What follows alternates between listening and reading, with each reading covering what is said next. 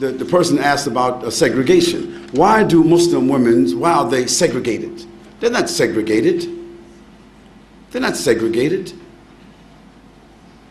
They're separated. There's a difference between segregation and separation. For instance, outside here, you have toilets that say male, female, don't you? Don't you? Why? Why shouldn't there just be a toilet?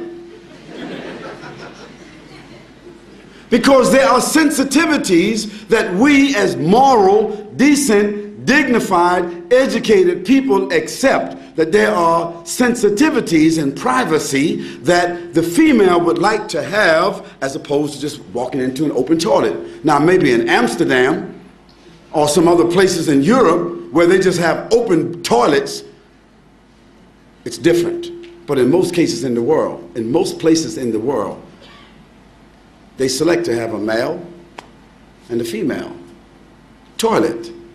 Why? Because there's the inherent inclination of human beings to provide sensitivity for women and sensitivity for men.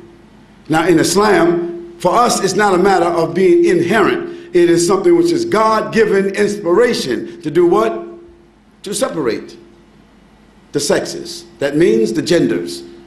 Doesn't mean absolute separation, like we can't see each other, we can't talk to each other, but generally, my wife just doesn't, I don't go to another man's house and I just sit down with his wife and dance with his wife, and he sit down and dance with my wife, and this is just a matter of friendship.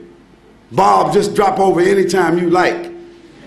Okay? We don't do that. No, I come to visit Bob or Abdullah. Abdullah's wife comes to visit my wife.